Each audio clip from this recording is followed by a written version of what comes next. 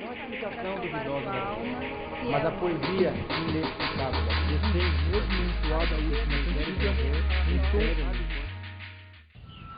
Meu pensamento dito já não é meu pensamento.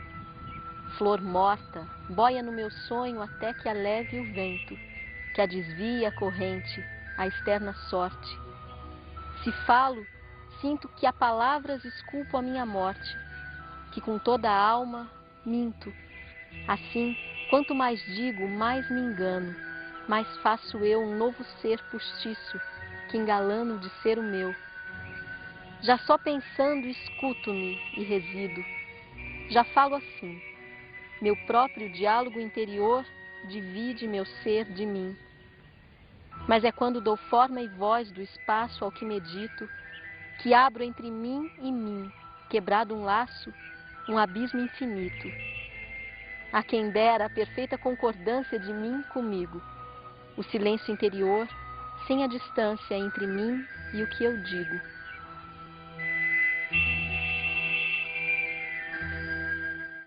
Na nossa aula de hoje, nós vamos falar sobre análise sintática. Vamos falar sobre os termos associados aos verbos. Então, quer dizer, quando a gente vai fazer uma análise sintática, é bem importante que a gente relacione que termos, né, estão ligados entre si, que termos estão associados. Então, existem termos que são ligados aos nomes, né, e existem termos que são ligados a verbos, ou seja, que eles se relacionam, né, esses termos se relacionam a verbos. O verbo, como a gente sabe, ele é a base da análise sintática. Então, um elemento, por exemplo, como sujeito, é um termo ligado ao verbo, mas é um termo essencial da oração. Nós vamos falar hoje, né, sobre os complementos verbais, vamos falar sobre o agente da passiva, vamos falar também sobre o adjunto adverbial. Vamos começar, então, falando agora sobre os complementos verbais. Complementos verbais são complementos de sentido para verbos transitivos, né? Então, verbos transitivos são aqueles que não têm sentido sem o seu complemento, né? E eles podem pedir aí um complemento preposicionado ou não, né? Ou ainda pedir os dois. Bem, então nós vamos começar o estudo dos complementos verbais, lembrando que nós temos dois complementos verbais, né? O objeto direto e o objeto indireto. Nosso estudo inicial vai ser sobre o objeto direto. O objeto direto é o complemento de sentido dos verbos transitivos diretos, dos VTDs, né? Então, quando a gente tem um verbo transitivo direto, ele vai se ligar normalmente a um sujeito e vai ter um objeto direto ali, né? O complemento dele é o que a gente chama de objeto direto, tá? Então vamos ver alguns exemplos aí de verbos transitivos diretos, vendo também os seus objetos diretos que estão ligados a eles. Encontrei o professor no pátio. Encontrei o professor no pátio. Lembrando que o quê? Olha esse termo que está aí, né? No pátio. No pátio é um complemento circunstancial de lugar, tá? Então, quando a gente vai reduzir a frase àquela estrutura mínima, né? Que a gente conhece, o que a gente faz? A gente tira os CCs. Então, encontrei o professor. Ok, sujeito aí está elíptico, né? Eu, e quem encontra alguém nessa oração aí. Eu encontrei quem? Encontrei o professor. O professor, né, é o complemento de sentido do verbo encontrar. Quem encontra alguém. Verbo transitivo, direto. O professor será, então, o objeto direto. Termo ligado ao verbo, né, um termo que complementa o sentido do verbo. Vamos ver um outro exemplo. Vi Pedro no colégio. No colégio, complemento circunstancial, né, de lugar, e aí temos o quê? O restante da oração é vi Pedro. Sujeito, né, está aí, elíptico ou desinicial. Eu, quem vê, vê algo, ou vê alguém nesse contexto aí, né? Quem vê, vê alguém. Então, eu vi quem? Eu vi Pedro. Pedro, então, é um substantivo, né, que se comporta aí como objeto direto. Lembrando o seguinte, objeto direto, né, os complementos verbais também são sintagmas nominais, tá? Então, eles são termos de núcleo substantivo. Vamos ver mais exemplos. Mariana e Pedro colecionam selos. Verbo colecionar, né? Quem é que coleciona aí? Informação é sobre quem, né? A declaração verbal é sobre quem? Mariana e Pedro, sujeito. No caso, um sujeito composto, tá? Mariana e Pedro. E aí a gente tem coleciona. Quem coleciona, coleciona algo. E esse algo aí, né, é exatamente o complemento de sentido do verbo transitivo direto, colecionar. Coleciona o quê? Coleciona selos. Selos, portanto, será o nosso objeto direto, né? O objeto direto aí do verbo colecionar. Bem, então, a gente falou que é o complemento de sentido, né? O objeto direto é o complemento de sentido de verbos transitivos diretos. E verbos transitivos diretos são aqueles que pedem complemento sem auxílio de preposição, né? Sem a obrigatoriedade de uma preposição. Entretanto, há um tipo de objeto direto que a gente precisa analisar, o objeto direto preposicionado. Então, parece até uma contradição, né? Ah, mas o objeto direto, se ele for preposicionado, ele não passa a ser um objeto indireto? Não. O que a gente tem que levar em conta é o seguinte, é o verbo. Se o verbo é transitivo direto, o complemento dele será o objeto direto, independentemente de esse objeto vir com preposição ou não. É isso que a gente tem que estar atento. Então vamos ver exemplos aí de objetos diretos preposicionados. Amo meus amigos, né?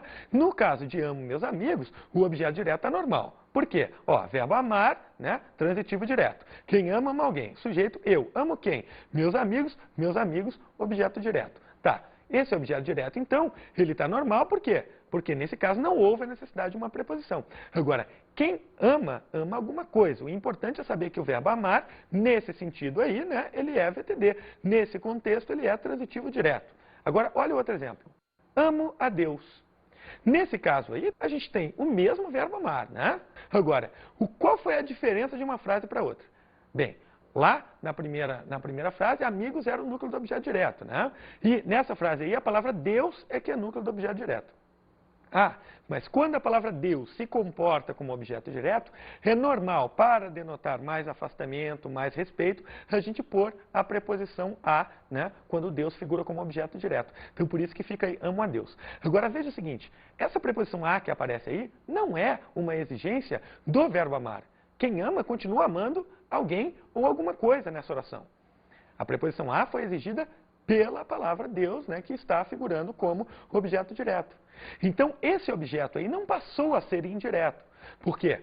Só porque tem uma preposição, ele não será, né, não passará a ser um objeto indireto. Ele é um objeto direto preposicionado.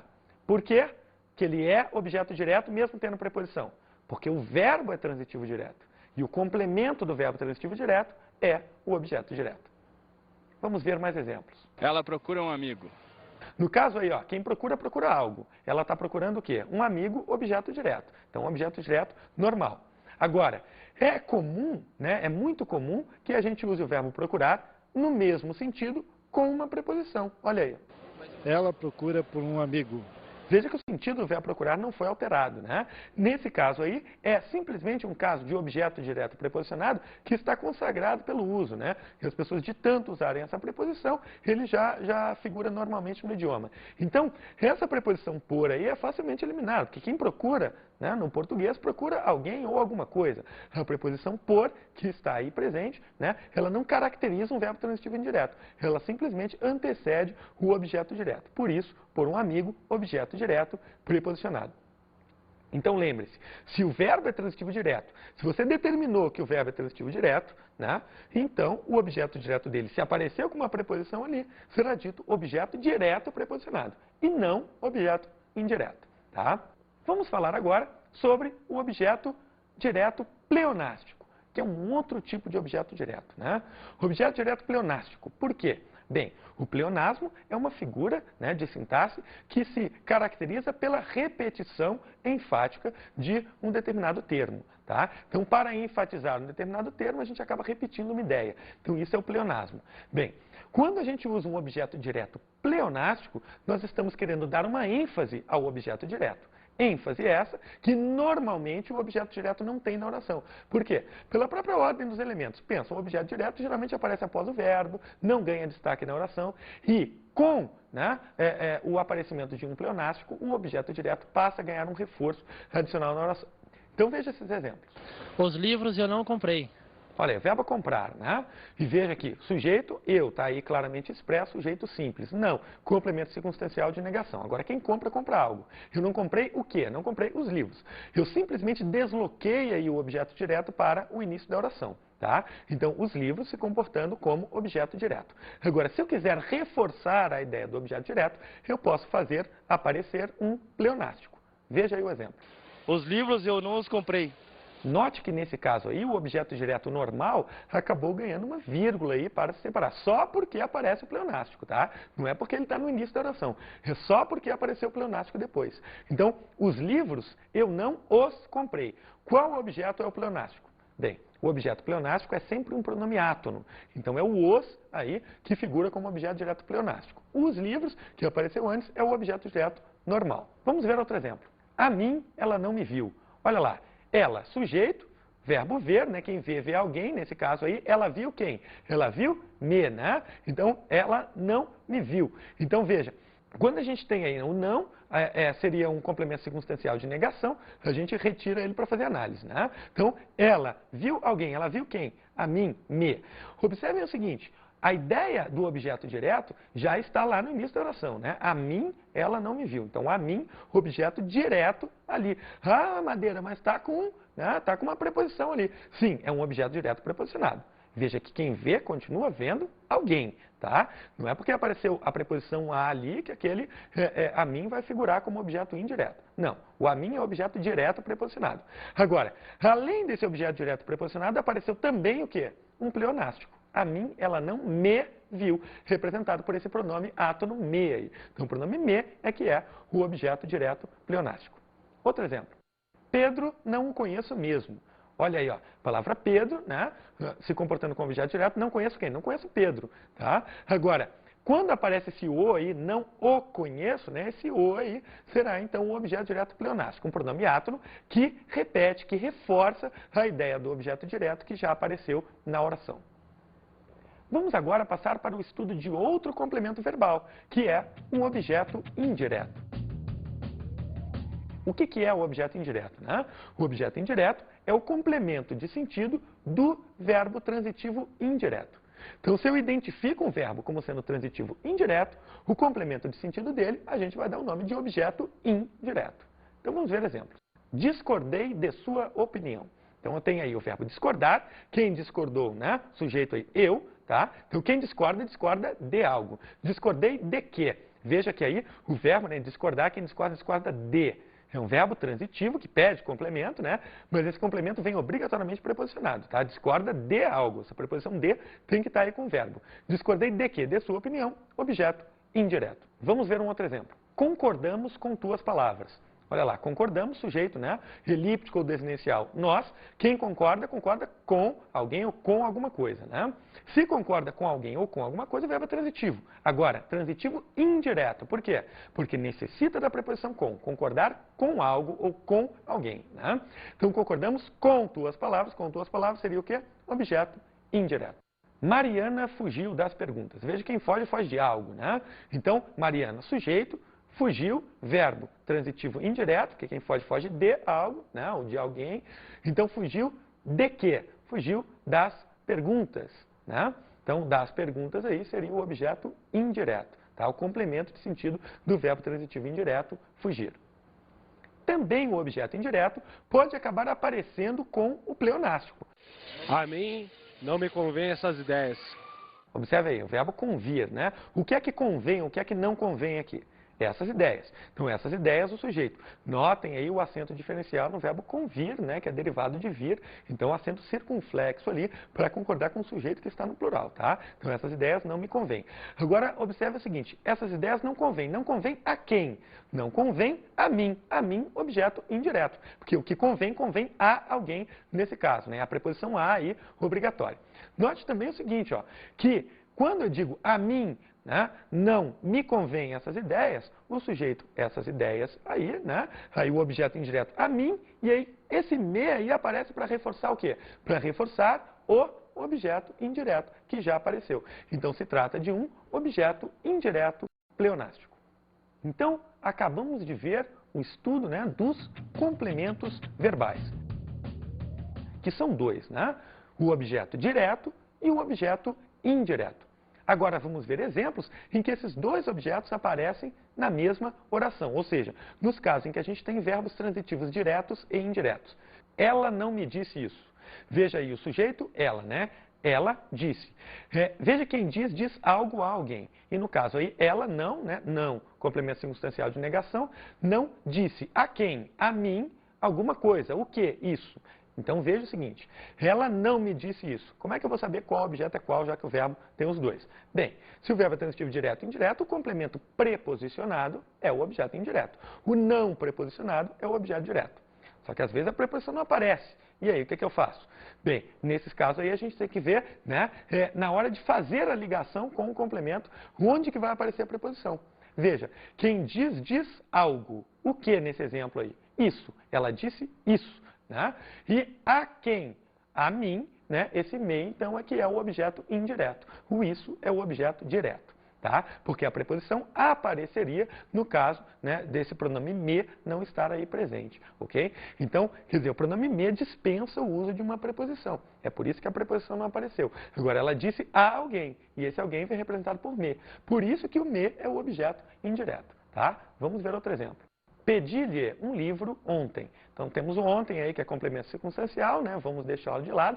Pedi-lhe um livro. Então, o sujeito, eu. Quem pede, pede a alguém alguma coisa, né? Ou alguma coisa a alguém. A pessoa está pedindo o que aí, né? Livro. Livro é o quê? Livro é o objeto direto. Pede algo. Pede livro, tá?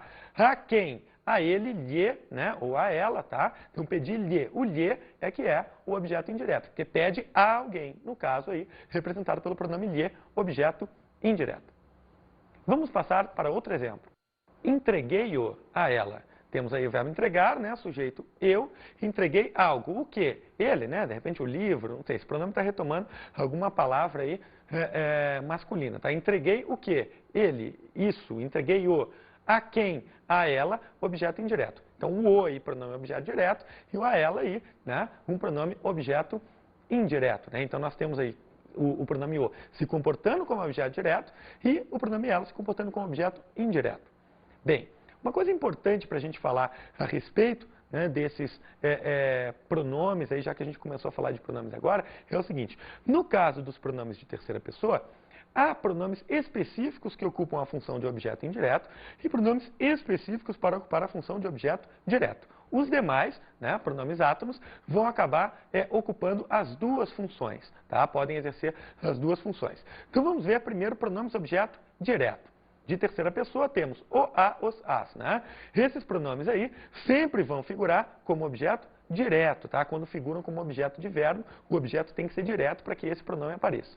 E, né, temos também os pronomes objeto indireto, tá? Que são os pronomes lhe e lhes. Esses pronomes aí, ó, vão substituir objetos indiretos introduzidos pela preposição a. Então, lhe significa, na verdade, o quê? A ele, a ela ou a você, tá bom? Então, sempre como objeto indireto quando figuram como complemento verbal, tá? Não vai confundir isso para não haver problema de regência verbal. Então, se você trocar um o por um lhe e vice-versa, você acaba cometendo um problema de regência verbal. Toma muito cuidado com isso. Agora, vamos ver um outro termo que também está relacionado aos verbos. Vamos ver, então, os adjuntos adverbiais, né? Um adjunto adverbial.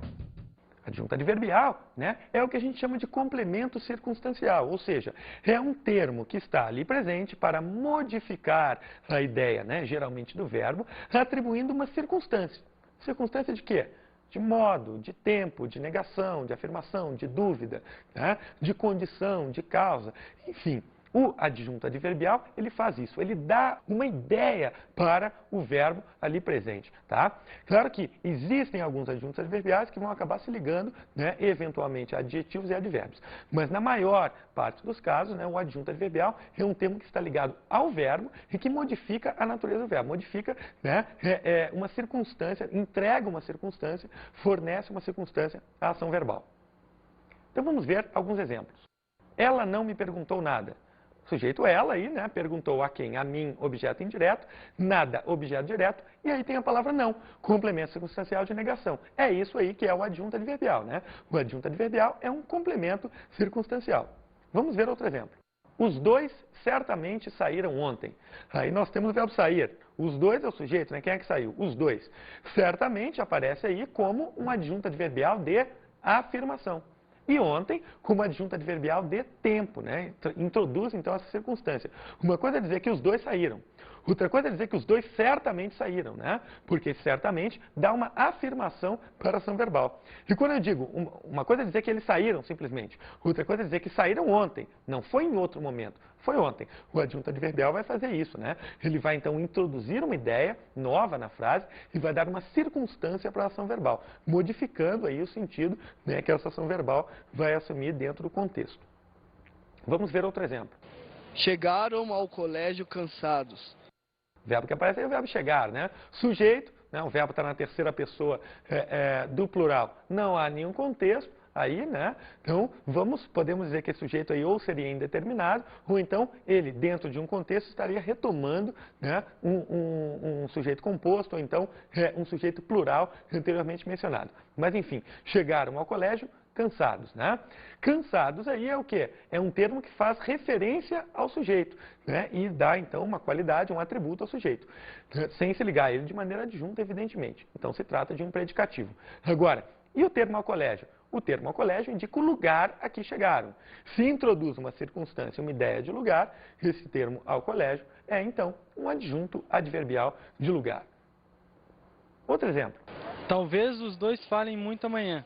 Nós temos aí os dois falarem, né? Essa que é a questão que está sendo trabalhada aí. Então, o verbo falar e temos o sujeito vai falar os dois. Aí, né, ocorre uma modificação da ação verbal por meio do advérbio talvez, que introduz uma ideia de dúvida, uma circunstância de dúvida aí. Talvez os dois falem. Agora, talvez falem muito, né? Muito introduz uma ideia de intensidade. E quando? Amanhã. Esse termo aí, amanhã, é um outro adjunto adverbial, então, que está introduzindo uma ideia de tempo. Então, veja que nessa oração aí apareceram 3 adjuntos adverbiais, né?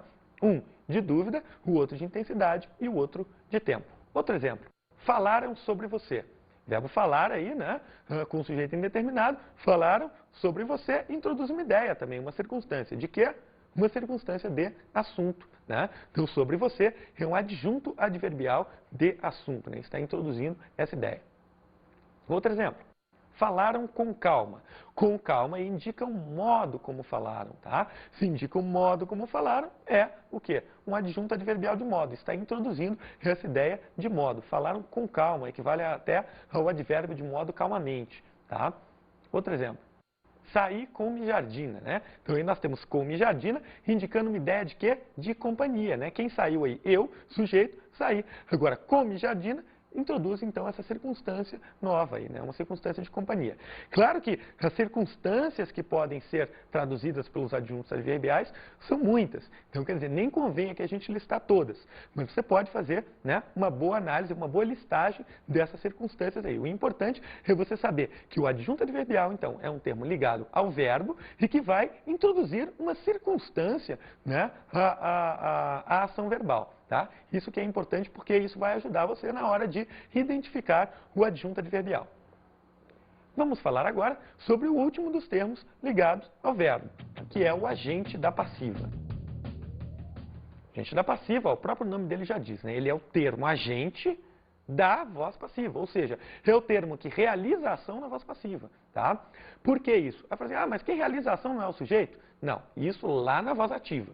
Na voz passiva, o cara que vai realizar a ação é o agente da passiva. Por quê? Na voz passiva, o sujeito sofre a ação. Então, quem é que realiza a ação? O agente da passiva. O agente da passiva, então, é esse elemento. Vamos ver exemplos. O trabalho foi feito por 2 alunos. Então, temos aí, né, uma locução verbal passiva. Veja, verbo ser seguido de particípio do verbo principal. Foi feito. O que é que foi feito? O trabalho. O trabalho, então, sujeito. Veja que o sujeito não está fazendo nada aí, né? O sujeito está sofrendo a ação de ser feito. Por quê? Porque o sujeito na voz passiva é o termo paciente, o termo que sofre a ação verbal. Quem é que está fazendo alguma coisa aí? Quem é que está fazendo o trabalho propriamente? Os 2 alunos, né? Então, esse termo que aparece por 2 alunos aí é o agente da passiva. É o termo que está realizando a ação verbal na voz passiva. Vamos ver um outro exemplo. Um tecido é constituído de células. Olha só, verbo ser seguido de particípio. É constituído, né? Veja o seguinte, o tecido, na verdade, né, ele é constituído por alguma coisa constitui os tecidos. Agora, como essa frase está na voz passiva, né, quem é que está realizando essa ação de constituir o tecido aí? As células, né? Então, as células constituem o tecido. Se fosse na voz ativa, as células seriam inclusive o sujeito agente. Na voz passiva é o agente da passiva, tá? Então atenção aí, porque o agente da passiva geralmente, né, até há uma tendência de se decorar que o agente da passiva é introduzido pela preposição por, mas outras preposições podem introduzir a preposição de, a preposição com. Então atenção para isso, esse exemplo aí, por exemplo, né, no caso, a gente tem o agente da passiva introduzido pela preposição de, tá? Outro exemplo. A história é contada pelos vencedores. Verbo ser, mais particípio, voz passiva analítica, né? A história, sujeito. A história faz alguma coisa aí? Não. né? A história é contada. Quem é que conta? Quem é que realiza a ação de contar? Vencedores. Como essa frase está na voz passiva, o termo que realiza a ação na voz passiva é o agente na passiva. Tá, passando essa frase para ativa, esse cara vai virar o quê? Sujeito. Outro exemplo. Fui ferido por uma faca. Temos aí verbo ser, seguido de particípio. Fui ferido. Né? O que é que feriu aí? Né? A faca que feriu. A faca realizou a ação de ferir. Então, uma faca aí é o quê? É o agente da passiva. É o termo que está realizando a ação de ferir nessa frase aí que está na voz passiva. Bem, então a gente está falando dessa questão, né, do sujeito na voz ativa, do agente da passiva. Então vamos relembrar isso daí, né? Essa questão do agente da passiva, né, e do sujeito da ativa. Por que esses termos, na verdade, se relacionam? Né? Pelo seguinte, quando eu tenho uma frase na voz passiva, ao passá-la para a ativa, quem era agente da passiva vira o quê? Vira sujeito da voz ativa. Então vamos ver exemplos. Os cachorros foram treinados pelos policiais. Verbo ser mais particípio, foram treinados. Quem é que foi treinado aí? Os cachorros, sujeito, né? Então, sujeito aí os cachorros. Agora, foram treinados, né? Por quem? Pelos policiais. Então, os policiais treinaram. Veja o seguinte, os policiais são, nesse caso aí, né, representam o termo que realiza a ação na voz passiva, né? Então, os policiais é que estão realizando a ação de treinar. Quando eu passo essa frase para a voz ativa, esse agente da passiva vai virar o quê? Sujeito. Olha aí o exemplo. Os policiais treinaram o cachorro.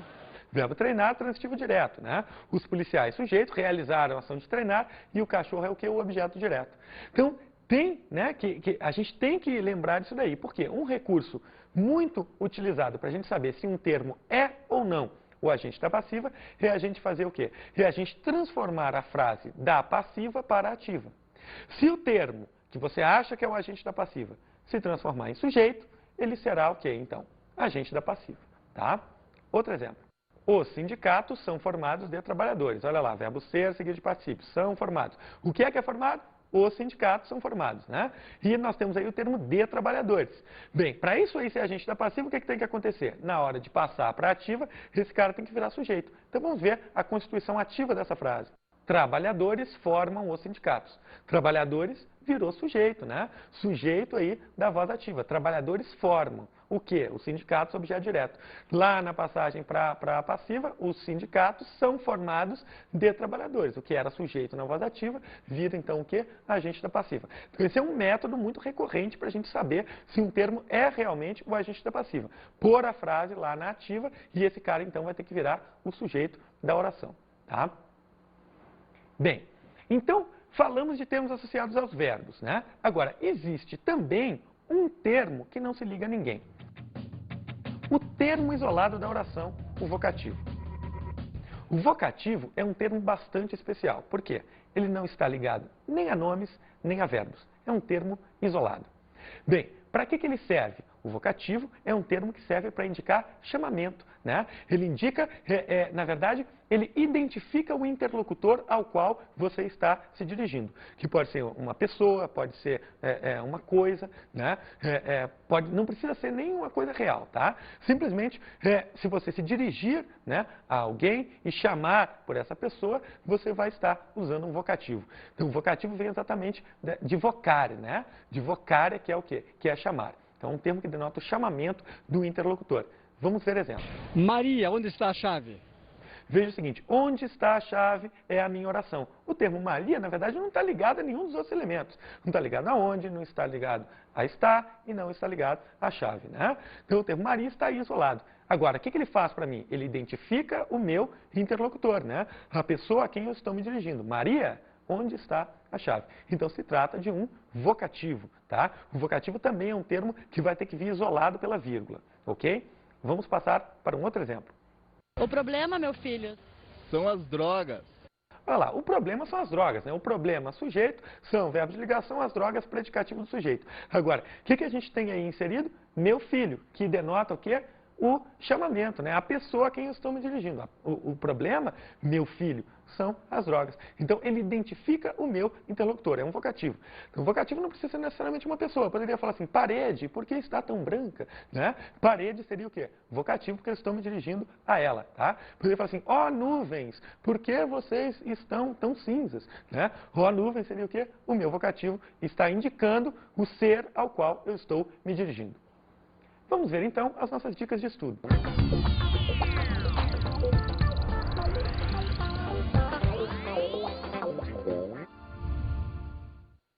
Procure estudar, né, as diferenças entre o objeto direto e o objeto indireto, particularmente as diferenças entre o objeto direto preposicionado e o objeto indireto, tá? Para que você não confunda esses dois casos aí. Uma coisa interessante também seria que vocês começassem a procurar assim, de que maneira vocês podem usar um objeto direto preposicionado, por exemplo, num texto. Né? Ou seja, que efeito que aquilo ali vai ter e por que vocês estão preposicionando um objeto direto. Não preposicioná-lo, por exemplo, gratuitamente. Ou seja, conhecer os recursos linguísticos, saber por que acontece um objeto direto preposicionado, para que você possa adquirir mais clareza, né? E conseguir se expressar melhor dentro do seu texto. É isso aí e até a próxima. Tchau!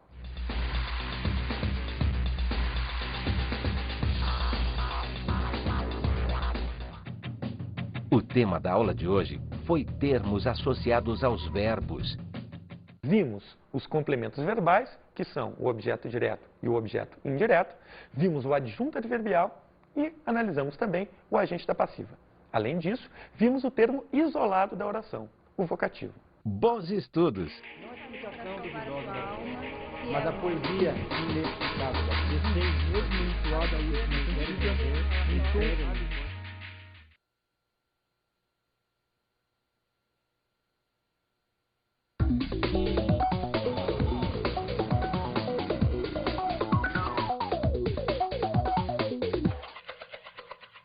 Em sala de aula é importante ressaltar algumas coisas a respeito de alguns termos relacionados aos verbos. Né? Então, uma coisa que é interessante comentar é essa questão do adjunto adverbial, né, de como que ele se difere do objeto indireto, tá, pela questão da circunstância. Então, isso é uma dúvida que pode acontecer bastante, principalmente no caso dos verbos intransitivos que pedem complemento circunstancial. Então, dar uma ênfase para isso daí, para que os alunos não associem o verbo ir e o verbo chegar, por exemplo, a verbos transitivos indiretos. Né? Então, esse seria um reforço que seria interessante. Outra coisa que já seria bom começar a se tentar introduzir em termos de ideias assim, aos alunos, seria a questão da regência verbal. Né? Aproveitar esse estudo do objeto direto e do objeto indireto para introduzir algumas questões de regência. Então, isso para que, na hora de fazer o estudo de regência, alguns exemplos, alguns casos já sejam conhecidos, não sejam tanta novidade.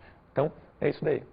Não a explicação duvidosa da alma, mas a poesia inexplicável da vida, mesmo entoada a última em tom.